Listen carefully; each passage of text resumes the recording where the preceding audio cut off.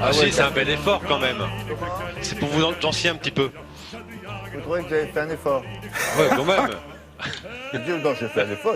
Un cacaline, un cacaline. Ah oui, oui, ça fait russe, quoi. Ça fait ruski.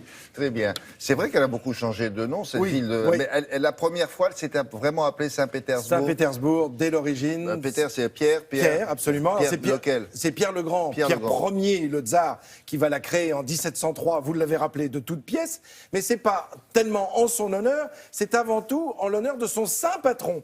Donc Saint-Pierre, évidemment. C'est la ville de Saint-Pierre, le bourg de Saint-Pierre, Saint-Pétersbourg.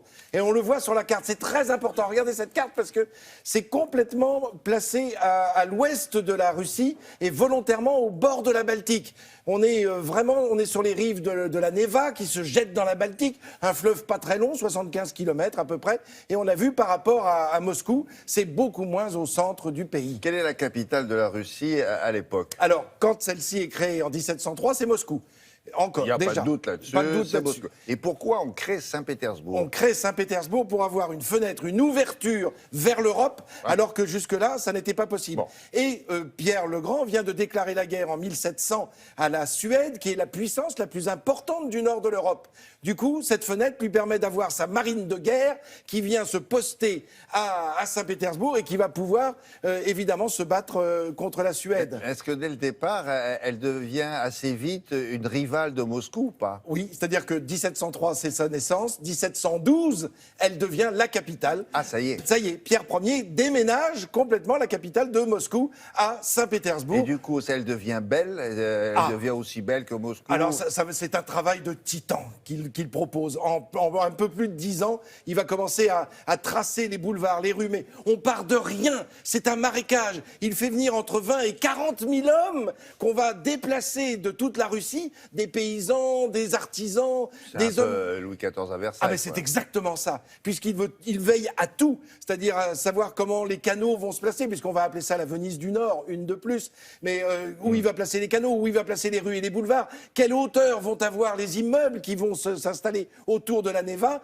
qui va pouvoir habiter là, et tenez-vous bien, comme il veut que ce soit construit en pierre et non pas en bois, comme on construisait beaucoup à l'époque, eh bien il va interdire toute construction en pierre sur toute l'étendue de la Russie pendant plusieurs années. Pour que tout soit voilà, absolument, qu'on soit réservé sûr. à... Voilà, tout à fait. d'accord. Allez, Mais on regarde des magnifique images. alors. Ah, magnifique, mais alors ça va mettre du temps, parce que lui, évidemment, il la crée, mais c'est au cours du 18e et du 19e siècle que tout ça va s'embellir. Le voilà, Pierre Ier le Grand. Alors, il manage tout ça un peu au gourdin quand même. Il ne faut pas croire que c'est certes un prince et un tsar éclairé. Il est venu en Europe. C'est en fait en observant. Alors voilà, j'ai voulu montrer ces images qui ne datent pas évidemment de l'époque, qui sont beaucoup plus récentes, mais qui montrent bien que c'est avant tout un port qu'a voulu.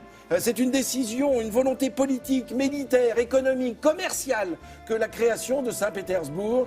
Voilà pourquoi on y voit ces hommes qui transportent ces tonnes de marchandises. Et puis ça va devenir port de guerre, évidemment. Et au fil des années, eh bien, tout cela je vous le disais, va s'embellir. Alors, pourquoi est-il attiré par l'Europe? Il a visité la Hollande, l'Angleterre, l'Allemagne, pendant 2 ans, à l'âge de 25-26 ans, incognito, figurez-vous, pour voir comment vivaient les Occidentaux. Et puis là, si on va se promener aujourd'hui à Saint-Pétersbourg, je rappelle que c'est classé, c'est une ville classée à l'UNESCO depuis 1990. Donc c'est évidemment, on y voit des trésors. Ça, c'est l'ancienne salle, c'est au Palais d'Hiver, l'ancienne salle du trône, parce qu'elle est restée capitale de 1712 à 1914. Sous ce nom-là? Sous ce nom-là, à Saint-Pétersbourg. Et c'est en 1914, à cause de la Première Guerre mondiale, à cause de l'affrontement avec l'Allemagne, que ce nom de Saint-Pétersbourg, qui était un nom d'origine germanique, va devenir Pétrograd, qui est un nom purement russe. Voilà pourquoi elle va s'appeler Pétrograd jusqu'en 1926. Et lorsque Lénine meurt, 5 jours plus tard, Pétrograd devient Léningrad, en hommage à Lénine. Là, c'est l'Ermitage, alors un des plus grands musées du monde, aux côtés du Louvre. Là, il y a 6 bâtiments qui se succèdent comme ça sur les rives de la Neva. Il y a 1000 salles. On a calculé parce que en fait, il y a à peu près 62 000 pièces qui sont exposées, des tableaux, mais aussi Tableaux et sculptures. absolument dans ce musée magnifique. On estime que si on passe 1 minute devant chaque œuvre, il faut pratiquement 11 ans, 24 heures sur 24 pour faire le tour du musée. Donc c'est quand même assez extraordinaire. Donc voilà, c'est à visiter évidemment, mais c'est en 1703, au mois de mars, que tout est lancé.